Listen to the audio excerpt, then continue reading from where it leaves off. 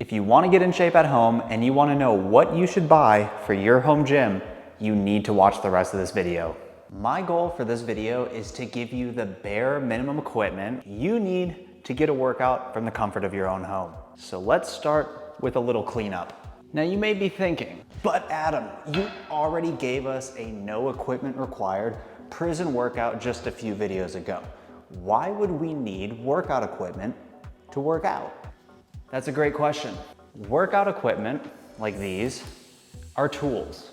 And tools aren't always necessary to get the job done, but they do tend to make things a lot easier. So keep doing your push-ups, keep doing your sit-ups, your pike push-ups, your squats. I promise you can get in great shape doing just that. But if you don't mind spending just a little bit of extra money, here's what I would recommend. Number one, a pull-up bar. Rowing or pulling movements, which you know all about because you watched my video on fundamental movement patterns, can be very hard to do with just your body weight. A pull-up bar is the single best investment you can make for this. This one here is super fancy. It attaches to the wall in my garage, it's nice and high, but you don't have to get one like this if you don't have the space for it. Instead, buy the perfect pull-up, which you can install in your house. The best part about the perfect pull-up is that you can also do inverted rows with it. Now the downside here is you do have to drill it into your door frame. So if that isn't an option for you, just buy something like the Iron Gym pull-up bar instead. Or if you have the space in your garage or your yard, you can also just buy a standing pull-up bar. If a pull-up bar is absolutely not an option for you, the next best choice would be a set of dip bars. Obviously, dip bars are great for doing dips, but they're also great for doing bodyweight rows. So with just one set of dip bars, you can address one pushing motion and one pulling motion. You can also use them for L-sits and hanging leg raises to strengthen your core and your hip flexors. You can also use them for incline push-ups if traditional push-ups are too hard for you. And if your dip bars are high enough, you can also use them for assisted pull-ups if traditional pull-ups are too hard for you. And if you want to work on a pistol squat, you can use the handles here for assistance as well. And my last recommendation, I told you there wasn't much, is a kettlebell. Now the opportunities here with the kettlebell are really endless, but the two big things we want to address are one, overhead pressing by doing overhead presses. We already have horizontal pushing solved by just doing a basic push-up, and then to give us a little bit of added weight when we're doing something like a goblet squat, or maybe even a walking lunge. The pulling movements will be solved with the pull-up bar and the dip bars, but we can also do bent over rows with the kettlebell as well. And if you really decide to get crazy, you can just start doing kettlebell exercises as the bulk of your workouts, or throw in a kettlebell flow every once in a while. And if you don't know what a kettlebell flow is, I have a follow along video which you can check out to see what that looks like. I would also recommend finding this guy, Every Goddamn Dre, on Instagram. His page is filled with amazing kettlebell exercises. Now my last recommendation, only because I don't want to neglect cardio, would be a jump rope. Just to be clear, you can get by just walking.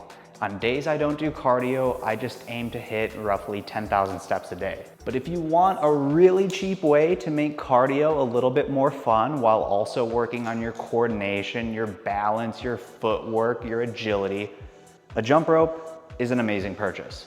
You can bring it with you wherever you go, and it might be a little bit more enjoyable than just walking. And to make it a little bit more fun, you can also learn some tricks,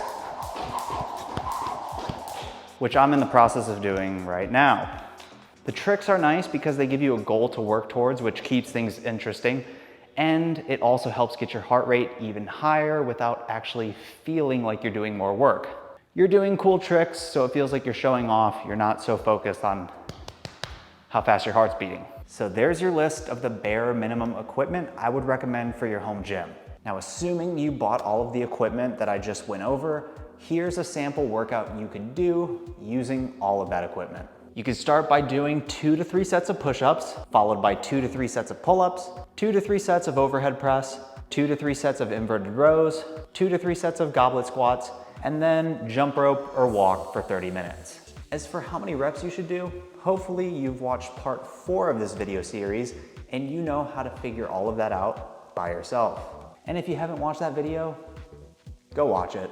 In total, this might run you a little bit more than $100, but I can promise you, once you get into the best shape of your life, that will be the best $100 you've ever spent.